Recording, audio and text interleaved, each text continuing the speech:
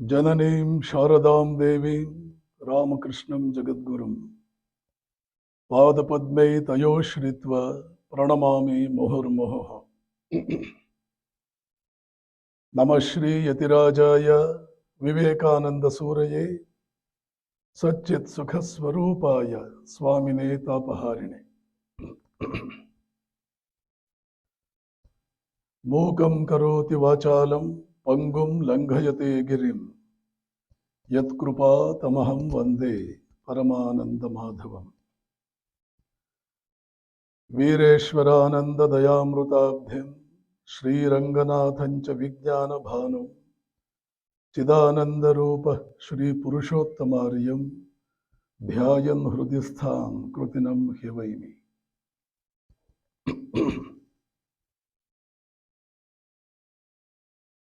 Honorable Sri Om Ji, Sri Ramesh Ji, Nirmala Ji,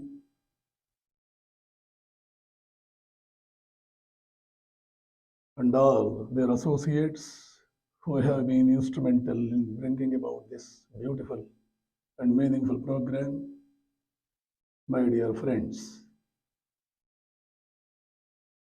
Let me at the outset itself thank you all for making this program a reality. Most of the times we conceive so many ideas, but they simply remain as conceptions only and nothing comes out of it. I must congratulate the efficiency of the people who took this idea into their mind and definitely made it a reality and brought the idea to its logical conclusion. With this introduction, let me enter into the subject proper. Subject is beautiful, very much interesting. Many people must be wondering as to what India's contribution must have been there at all for the field of science. We can understand India's contribution to the field of philosophy. We can understand to the field of religion and to so many other fields. Science, which is at always loggerheads with religion, sometimes with philosophy too. If you go by what all has happened in the Western hemisphere of the mankind, science and religion have been always at loggerheads ever since Copernicus came on the scene. Church has been fighting with science. Science had to gain every inch of its ground through a fierce battle with the church. Therefore, today the whole mankind almost has started thinking science means somehow it is anti-religion and vice versa. It is all because people are not familiar with what happened in India. It's unfortunate Indians themselves don't know much of what is really India.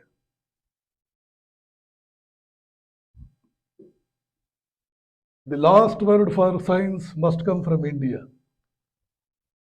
Please do not sense any sort of fanatic note in my utterance. It's a glaring reality and a warning also to the contemporary scientific community. The last word, answer for every enigma that today's scientific community is faced with must come from India. If it doesn't come from India, it comes from nowhere. With all sense of responsibility, I am saying this. I know the intelligentsia that I am facing presently. I know the structure of the assemblage before which I am standing. Probably you may think Swamiji suffers from a bit of audacity. It is not. It is my conviction. Probably most of you or all of you must have known about the Copenhagen conference, where there was a little bit of dispute between Einstein and Niels Bohr. Niels Bohr's most favorite disciple was Heisenberg, who came out with the invention which today we call as uncertainty principle that deals with the building material of the universe. Even today, the inventions, discoveries, researches are going on to come out with a definite and perfect idea about the building material of the universe, which has been evasive even today for the scientific community. They came out with God particle, God bless them, it has proved a failure. Because they are not serious about Indian findings. 125 years ago, Vivekananda declared in this very city.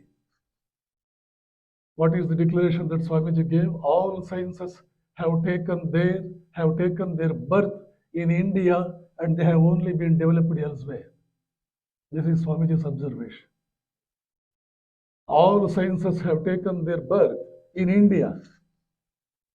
They have been only developed elsewhere. Only development came from outsiders. Consolidation came from outsiders. But root is India.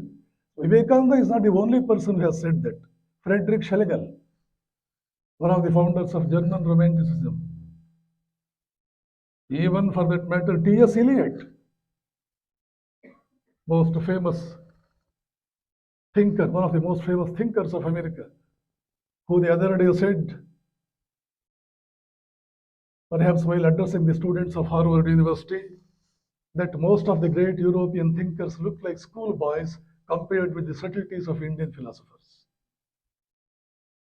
When European thinkers are schoolboys, school-going boys compared with the subtleties of Indian thinkers must have found it never a difficult thing to invest their energy and time on the field of science and also be able to come out with logical conclusions.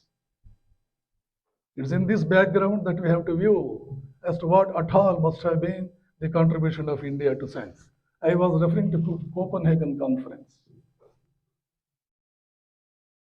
Heisenberg says the building material of the universe as it obtains today evades all sorts of definition. It is uncertain, to put it in his own words. Today that has come to be called as uncertainty principle of Heisenberg. You can never say what exactly is the nature of the building material. Because what is meant by saying anything about a thing, you have to know its mass. First and foremost thing, to say anything about a thing, you have to know its mass. And so many other details will follow automatically later. To know the mass of an electron or subatomic particle, to put it in general terminology, whatever it is, today electron is thing of a bygone days. You have to first know its position because it is always moving around the nucleus. And unless you know the momentum of it, you cannot know the mass. Independently, you could not know the mass. I do not know presently what the situation is. Unless momentum is known, mass could not be known. Momentum could not be known because if you are able to see the position of the electron, you are never able to infer its velocity and vice versa. If you know the velocity, position cannot be known. Unless both are known, clear definition of it can never come. So that is why Heisenberg said it is uncertain. Einstein silently listens to the explanation given by Heisenberg, who was an young chap. Einstein is never in a position to accept his versions, and therefore he comes out with his own declaration. What do you mean? God does not play dice. God does not play dice. Niels Bohr could not stand this. After all, Heisenberg was his very pet student. Niels Bohr turns towards Einstein and says, Mr. Einstein, nor is it my business or your business to dictate God as to how he must run the universe. That was the reply that he gave. As long as Einstein was alive, he never accepted the version put forth by Heisenberg that building material is evasive of any of the details. Therefore, only uncertainty reigns supreme and nothing else.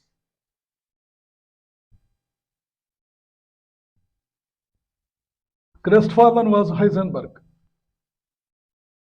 He did not concoct any story thereby. He was a scientist after all.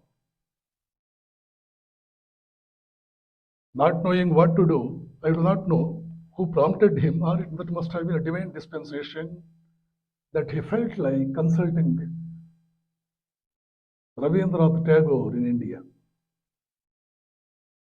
He explained the whole dilemma before Tagore. Tagore patted him on the back and said, "You are absolutely right. Don't wait for the approval of Einstein or any person for that matter.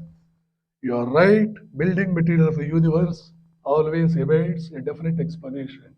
It is now, Mr. Heisenberg, it is now that the science is really knocking at the door of truth. Long ago, Indian philosophers have found out that building material can never be explained as far as its features are concerned, its details are concerned." Tagore quotes the great philosopher of India, Shankaracharya. According to him, or according to the Vedas, Upanishads, etc., the building material is Ishvara.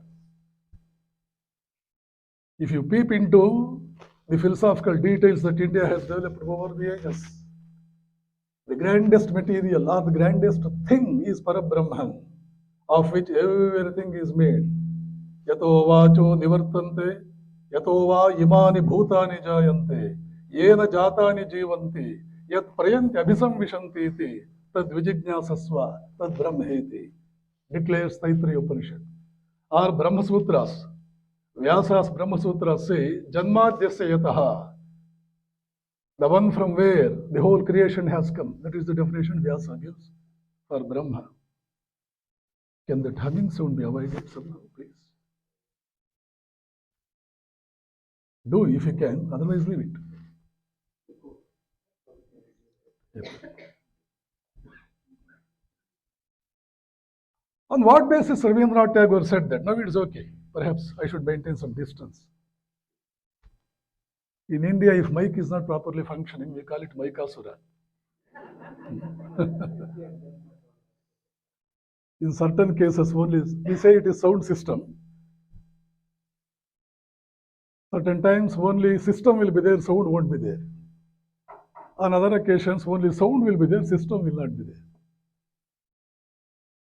My guru, Swamy Purushottamanja, used to say, scientists will invent it. ವಿಜ್ಞಾನಿಗಳು ಕಂಡು ಹಿಡಿತಾರೆ, ಅಜ್ಞಾನಿಗಳು operate ಮಾಡ್ತಾರೆ, something like that. But don't mistake me. It is as far as India is concerned. So what did Heisenberg do? What could he do? As I said, somehow it so happened, God's grace, certain times things happen unexpectedly. He consulted, beautiful it is. Thank you. He consulted Rabindranath Tagore. Tagore says, yes, you are right. It is uncertain. I am telling this incidents only to convince you or only to explain before you how much modern Vedas are, or Indian philosophy is. Even to the modern most problem, we have answers. But we must have that unbiased mind, look towards the knowledge of India. India has been knowledge bastion all along, right from the day civilization dawned on its soil till today. India should give final answer for so many things. And Vivekananda has referred to it several times. But who will listen? Who will listen? Tagore says, yes, Shankaracharya says in his commentary about Maya or Ishwar. Maya and Ishwar are one and the same. They are not two different things. He defines about how Maya is. Acharya says beautifully, if you see his description, it will appear as though he has been dealing with uncertainty principle only, but written in the language of Sanskrit. It appears to be the Sanskrit translation of Heisenberg's uncertainty, or Heisenberg's uncertainty principle appears to be the English translation of the Maya concept that Acharya has given way back in 8th century AD. What he says, Sannapi, Asannapi, Ubhayatmikano. You can neither say whether Maya exists or doesn't exist. Neither it exists nor it does not exist. Sannapi, Asannapi, Ubhayatmikano, Sangapi, Anangapi, Ubhayatmikano, Bhinnapi, Abhinnapi, whether it is of parts are unified. That also you can't say. Mahadbhuta, wonderful thing, wonder of wonders, Anirvachaniya Rupa. It cannot be wrapped up in any language at all. No description can ever contain all what it is within that. So much blessed Heisenberg felt. But till as long as Einstein was alive, nothing could be done.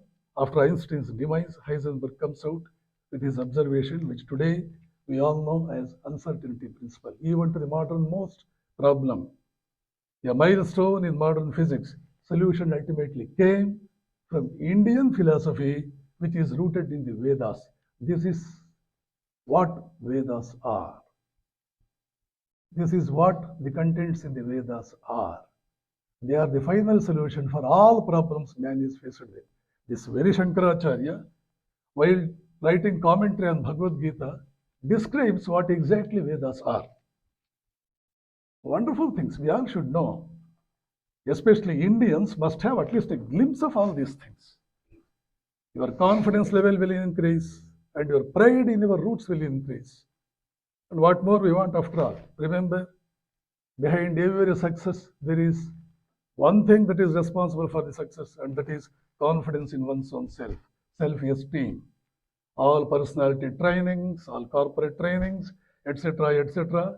There's so much emphasis on this point. Have self-esteem. Never accept defeat. Why should I not accept defeat? Because I am so strong. I am so great. Never give up. Winston Churchill used to tell his countrymen, never give up. Let this be the motto of all English people. And to the extent possible, they have been practicing. That's how they could win Second World War, in addition to so many other factors. The details of which I am not interested to get into, for my subject is not directly connected with that. I am giving you just a glimpse of what the nature of Vedas is, how enriched Vedas are. Here and there, Western savants have taken notice of all these things. Ella Wheeler Wilcox belongs to America only. A great novelist, poetess, journalist, Ella Wheeler Wilcox says about what is there in the Vedas. She says, India, the land of the Vedas, the remarkable works, contains not only perfect ideas, religious ideas for a perfect life, but also facts which science has proved true. Electricity, electronics, radium, airships were all known to seers who founded the Vedas. Remember, she is not a Hindu. She is not an Indian either, but she acknowledges it. Unbiased mind can look at all this and appreciate. The problem with most of Indians is that we are terribly biased. In India, newspapers, TV discussions, the so-called intellectuals, please remember, they all have one motto: to go on ridiculing Indian achievement. And textbooks, there also same thing is being reflected. The result is that younger generation does not even see interest at all to look into their roots and find out what is there for them, what their forefathers have done, what is left as inheritance for the posterity. They don't have any motivation at all towards that. No, they are not at all prompted to do it.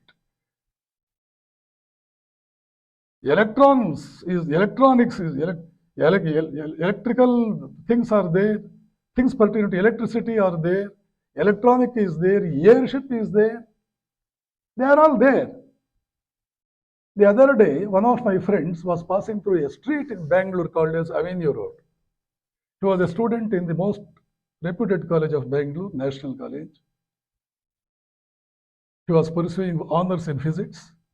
He was passing through the street, Avenue Road. Most of Bangaloreans that are here, you know where that Avenue Road is. It connects National College with State Bank of Mysore Circle. A very famous road, a narrow of course, very famous road. And in that road, you see lots of shops where old books are available for a very cheap rate. Most of the students who can't afford to purchase books right in the full-fledged shops, they go there, purchase the older version of the books that they want for a very cheap rate that is quite affordable for them because after all they are students. My friend wanted to have one book about Big Bang Theory.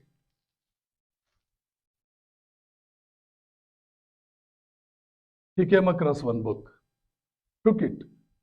It was his always, it was his wont that before he would enter into the main body of the book, he would go through the foreword given by the author. That's how his method of reading books used to be.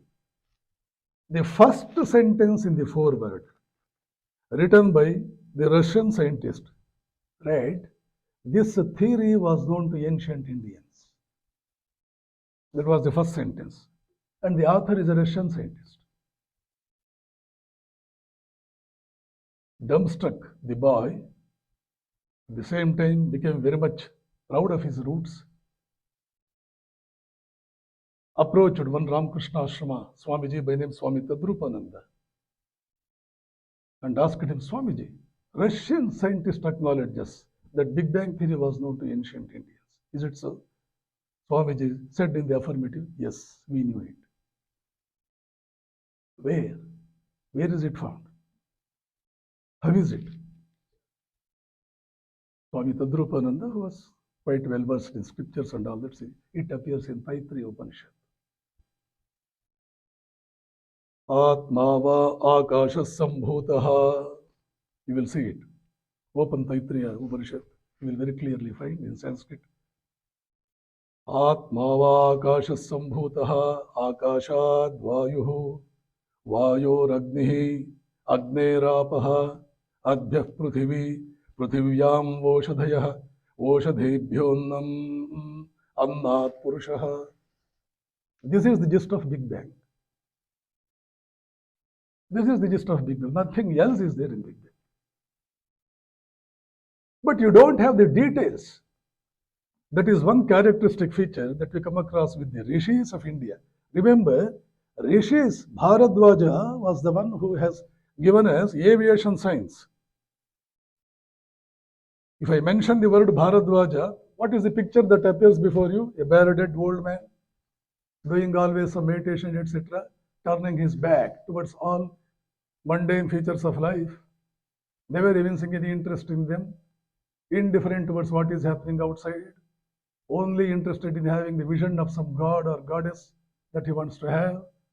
This is the sort of the picture that we get. No. Atri has written a wonderful political science, just as Plato has written Republic. In fact, the first treatise on the political science in the whole world has come from the pen of Atri and no one else. Later, Chanakya elaborated on it.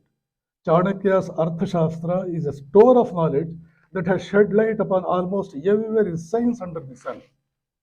You see so much of biology in Chanakya's Arthashastra. The name may be Arthashastra, but you see so much of botany there. Chanakya classifies about 300 different groups of plants in his Arthashastra. 300 different groups of plants in Arthashastra. And all these things are a compilation. Chanakya never invented anything. Just as Bhagavad Gita is just a compilation, Patanjali Yoga Sutras are just a compilation, Chanakya's Arthashastra is also a compilation. Atri Maharshi was a political philosopher, Bharadwaja was an aviation scientist, and Vyasa's father Parashara was a great agricultural scientist. He has written the book Vruksha Parashara that gives all the details about various plants and all that. You will be dumbstruck to know all these details. So rishis in ancient India, not that they were indifferent to what they were interested in everything that pertained to human glory. How to make man more glorious, how to transform an ordinary man into an extraordinary man. That was one motto that always loomed large before them.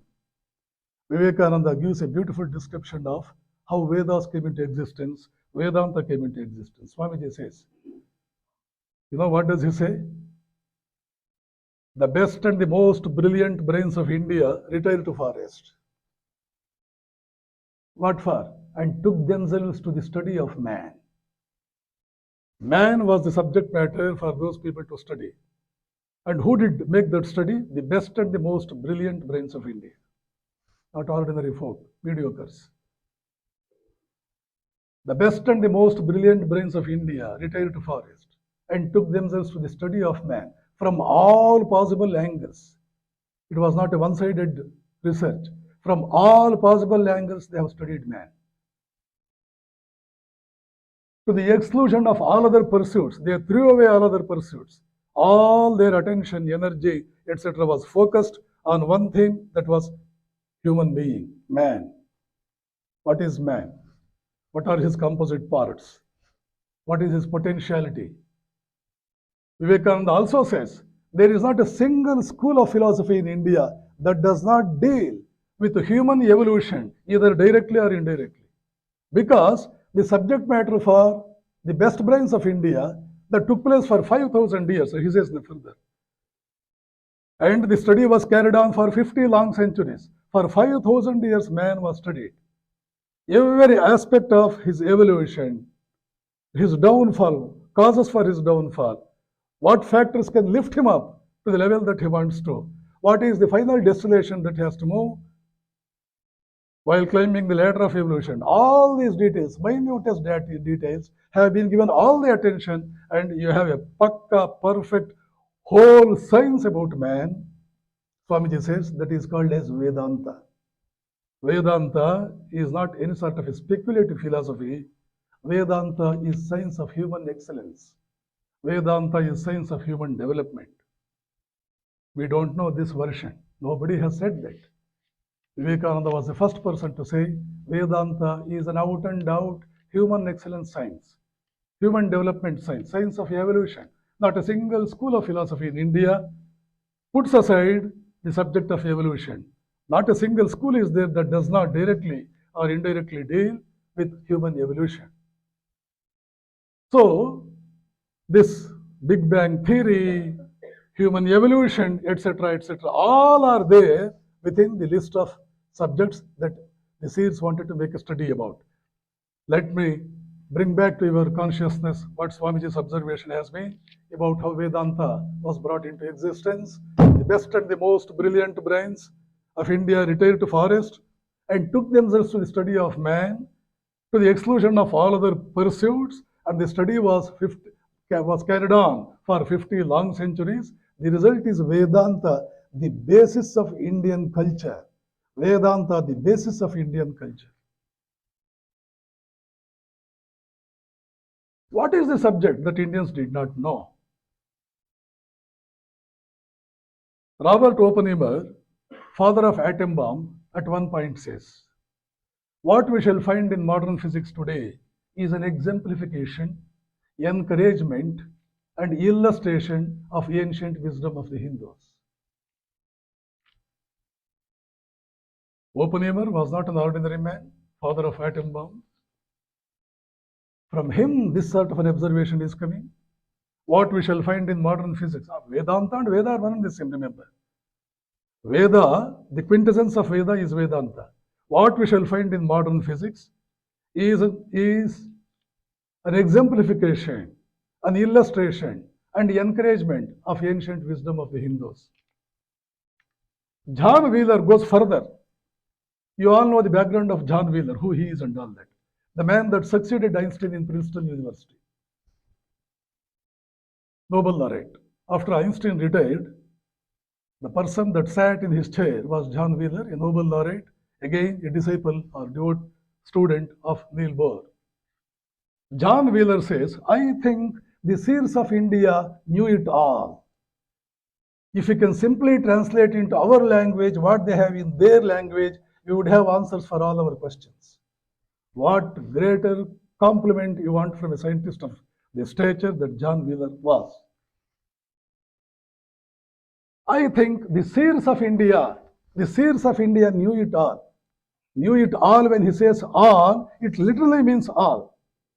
Evolution we knew, modern physics we knew, arms and ammunition in Mausala Parva Mahabharata. We come across certain arms and ammunition which very much could produce the results that were produced when bombs were dropped on Hiroshima and Nagasaki.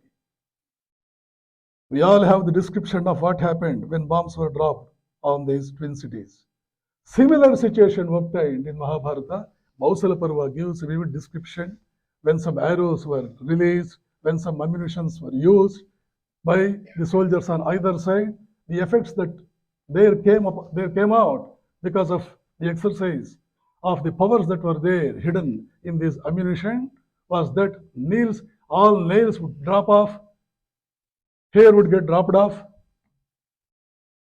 children became all of a sudden handicapped, etc., etc. Making an observation about that, an Australian scientist has written a book itself compiling all these great inventions of past India. And the title of the book is very significant. You know what is the title of the book? He says, "We are not the first. We are the Australians, Europeans, Westerners, we are not the first." That is the title of the book, so significant. Friends, this is how India was. John Wheeler was very much justified when he said, if you simply translate into our language what they have in their own, we would have answers for all our questions. Let me come back to another scientist, Erwin Schrödinger. Today, the scientific community is revolving around one point. Again, coming back to the building material of the universe. Some scientists are saying it is not the building material, it is consciousness. It is not something of matter. It is not material. The universe is not an objective universe. Those days are gone. They are all stale stories that deserve to be only kept aside. The recent most, you can say, observation of the scientific community about this topic is the building material is spiritual. It is not material, and that is consciousness. And this consciousness is always singular and never plural. Schrodinger's observation, this is. Consciousness is singular, the plural for which cannot be found anywhere. There is no framework anywhere in the world where consciousness is found in the plural. It's always in the singular. It has no plurality at all. But if we find multiplicity, plurality in the mundane world, we see plurality. You are all so many beings. You are not one. You are all different entities. So everywhere we see multiplicity. Everywhere we see difference, plurality, multiplicity only. It is simply our construction. It is simply our own construction based on the temporal plurality of the individuals. But it is a false construction. If I say any plurality there in the objective world, remember my perception is wrong. It's false. According to Schrödinger, it is not Swamy Nirbhayananda that is saying it. Schrödinger is saying, supposed to be, Schrödinger is father of quantum physics. And this very John Wheeler says, it is curious. John Wheeler says, it is curious. Father of modern chemistry, Niels Bohr. Father of atomic structure or modern chemistry, Niels Bohr. Father of atom bomb, Oppenheimer. Father of quantum physics, Erwin Schrödinger, were all Upanishad scholars. This is the observation made by John Wheeler. I reiterate, I repeat, it is curious to note. John Wheeler says, it is curious to note, father of atomic structure, Niels Bohr, father of atom bomb, Oppenheimer, father of quantum physics, Erwin Schrödinger, were all Upanishad scholars. Connect the dots. Connect the dots. They were all Upanishad scholars. And their versions of the research work they have done has such a coincidence, has such a concurrence with the observations made by Indians ages ago. What does it mean? Perhaps the Upanishads, the Vedanta, the Brahma Sutra, Shankaracharya's works, Vedas, which is the origin for all these things, must be containing all the science that we want to make a study about today. We need not be wonderstruck. Let us recall to our memory what Vivekananda has said. Every science has taken its birth in India and it has only been developed elsewhere. So, consciousness is singular, but we see plurality outside.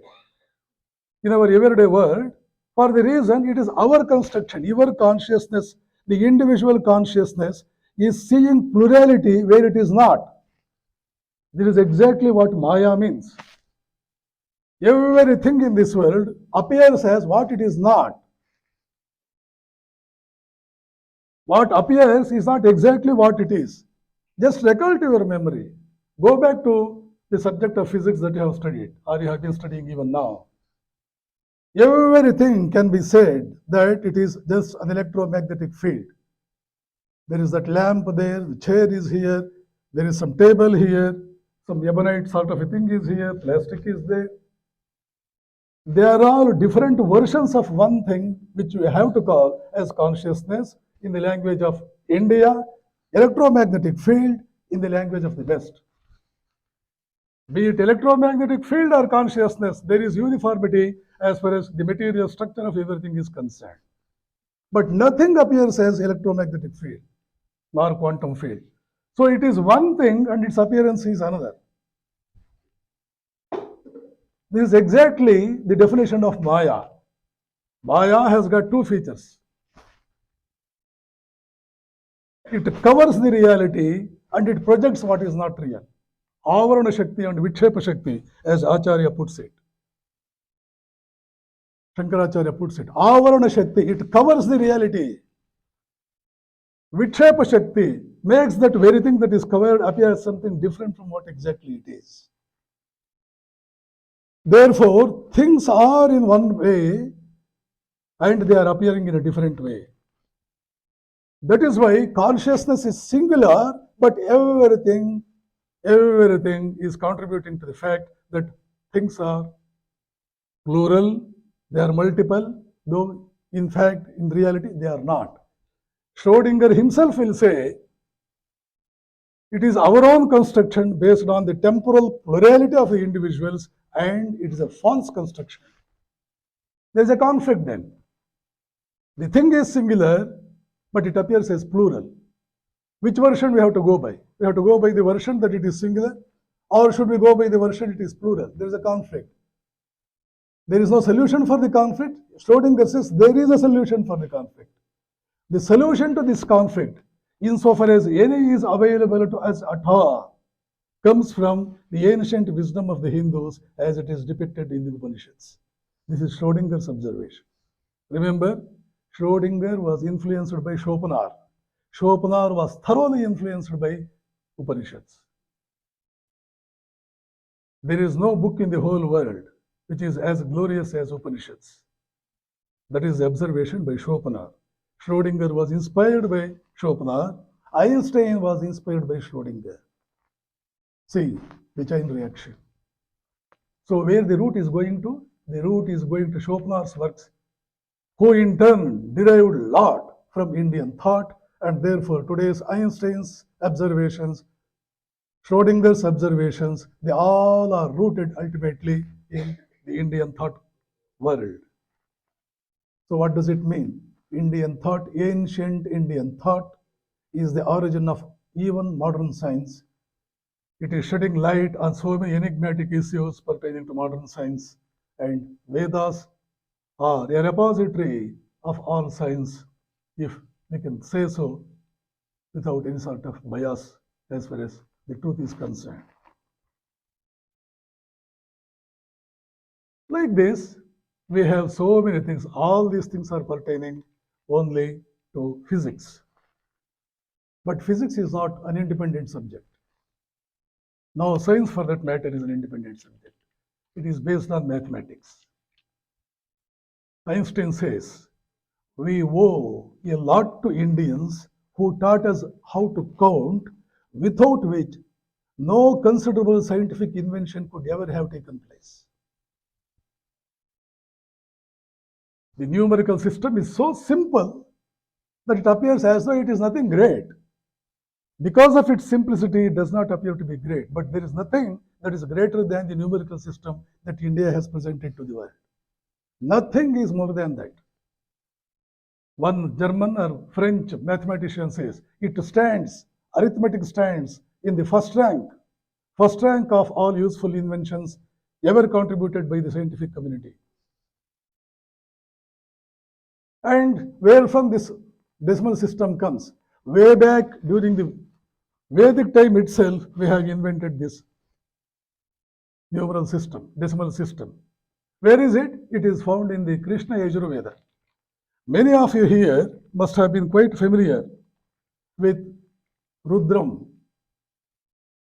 which consists of two parts, Namakam and Chamakam. Krishna Yajurveda, of Yajurveda itself is divided into two parts, Shukla Yajurveda and Krishna Yajurveda. And one of the most important portions in Krishna Yajurveda is Rudram, which again consists of two parts, Namakam and Chamakam. In this Chamakam part, we see the decimal system beautifully enumerated, beautifully depicted. Eka च मे तिस्रश्च मे पंच च मे सप्त च मे नव च मे एकादश च मे त्रयोदश च मे पंचदश च मे सप्तदश च मे नवदश च मे एकविंशतिश्च मे त्रयोविंशतिश्च मे पंचविंशतिश्च मे सप्तविंशतिश्च मे एकत्रिंशच्च मे त्रयस्त्रिंशच्च मे चतुस्रश्च मे अष्टौ च मे द्वा, like that it goes. This is found in Krishna Yajurveda. When must have Krishna Yajurveda come into existence? Definitely several thousands of years before Buddha. During as long back as Vedic period itself, we were able to present to the world this beautiful decimal system. Coming to evolution, Darwin has only covered some distance in that direction. Darwin's evolution speaks about evolution up to human level. What is his contribution for post-human evolution? Nothing. Darwin says how things evolve from amoeba, a unicellular organism, up to man, the most developed organism. What about post-human evolution? In this very city, Chicago, about 50 years ago, there took place one conference, international conference, chaired by none other than grandson of Thomas Huxley. You might have heard about Thomas Huxley, a close associate of Charles Darwin, the mastermind behind this beautiful subject, relevant subject, interesting subject, human evolution, or evolution, to put it in general terms. Chaired by none other than grandson of Thomas Huxley, Julian Huxley. The deliberations of this conference ultimately came out in the form of a book that bears the title, The Uniqueness of Man. Uniqueness of man is a term that has been coined by Indian savants long, long ago. Again, coming to Shankaracharya's contribution in this regard, in his Viveka the very third verse says, Durlabham trayame vaitat daivanugrahetukam manushyatvam mumukshutvam mahapurusha samshrayaha. These three things are very rare, and only a blessed being will have these three privileges. What are those three privileges? Manushyatvam, the first one, human birth. Mumukshutvam, the propensity to seek knowledge all through till you come across the final version of what really knowledge is. The consummation of all knowledge. Till you come across that, constantly you are seeking knowledge. That is called as Mumukshutvam. Mahapurusha Samshrayaha, the able guide who can guide you on this path. If you are bestowed with these three, none is more blessed than you. Acharya puts this across in his Viveka Chudamani. So, the uniqueness of man is the fitting title for the book. There he says, human stage onwards, it is not physical evolution, it is not organic evolution. Your body will not undergo any change. From amoeba to human level, evolution is always measured in terms of what sort of body the organism has been getting. Once you get the human body, then organic evolution will stop. Perhaps you all have heard of Veerappan. Many of you must have heard of Veerappan, a notorious gangster who frightened two states in South India, Karnataka and Tamil Nadu, became a big headache for both the governments for quite a long time. Look at his body and look at the body of Vivekananda, both appear to be the same. There is no difference at all as far as the organism's physical features are concerned. But what about the sort of the man? What sort of a man is he? and what sort of a man was he? There is an ocean of difference. There are extremities. One is negative infinity, and the other one is positive infinity. Where is the difference? Not at all difference at organic level. Then where is the difference? Psychosocial level. It is at the level of psychology, the psyche. Patanjali Yoga Sutra, we are all quite familiar with that. That deals exactly with the beautiful subject, most relevant subject in the whole world. Ever the most relevant subject. The subject is how to accelerate human evolution. Is it time that I should stop? Okay. 3 minutes. The whole subject of Raja Yoga says how to accelerate human evolution. How to accelerate? It is psychosocial. Expand your psyche. Expand your consciousness. Become generous in your outlook. Try to embrace the whole universe in your arms. Vasudhaiva Kutumbakam, follow this principle. So in Indian Vedanta, there are certain terms, Aham and Atma. Aham means a confined man, man who is totally confined. As long as your Aham and Mamakar, Ahankar and Mamakar are given the nourishment by you, consciously or unconsciously, you remain most ordinary man. Unless and until you overcome the barriers put forth by the Ahankar and Mamakar and try to expand your consciousness to embrace the whole community first, later the whole humanity, your evolution will never take place. You remain where you are, and you may even go down. Further down you may go. Ramanujacharya sheds a lot of light on that. All the acharyas shed so much light on that. Vivekananda comes out with the conclusion, they alone live who live for others. The rest are more dead than alive. Swamiji says, they alone live who live for others. Expansion is life and contraction is death. So that is the hint that Raja Yoga of Patanjali gives, the details of which I would not like to enter into. I think it's time for me to conclude. With one remark I would like to conclude. Friends, remember, it is a privilege that we are born Indians. No part of humanity has inherited such a great treasure as Indians have done. The Queen of Greece has come out with striking observation. You know what did she say? She says, I envy you Indians for your knowledge. Queen of Greece says, I envy you Indians for your knowledge. If Greece is the country of my birth, India is the birthplace of my soul. That's what Queen of Greece has said. Queen of Greece is so proud. Professor Max Muller, towards the conclusion of his life, changed his name as Moksha Muller. What Max Muller has said, what a glowing tribute he has paid to India, I have no time. Otherwise, I would have mentioned it before you, presented it before you. When Vivekananda met him in Oxford and invited him to India, he said, I am already living in Benares of my dreams. I don't want to risk a disillusionment. Even Voltaire was of same type. Emerson too. I totally believe in theory of transmigration. I have already become converted into an Indian savant, something like that, Emerson says. All the powerful minds of the world elsewhere, they have found it as a bit of deprivation for them that they could not be born in India. About 2 years ago, I was in France. While staying in Paris Ramakrishna Ashrama, one lady from Switzerland by name Isabella came and she was about to take leave of me after her yoga camp there that lasted for about a week. Swamiji bless me. So saying, she bowed before me. What's your name? I asked. I am Ishwari. I could make out that she was not Hindu and her name could never be Ishwari. Is it your real name? I asked. No, my real name is Isabella. Now I want to be known as Ishwari. Bless me, Swamiji. Today I am taking leave. What should I bless you with? I asked her. You know, what is the thing that came from her? She said, bless me that I may be born in India in my next birth. Friends, this is real India. We don't know its worth. We never understand who we are. First, we should understand who we are. We should know our roots.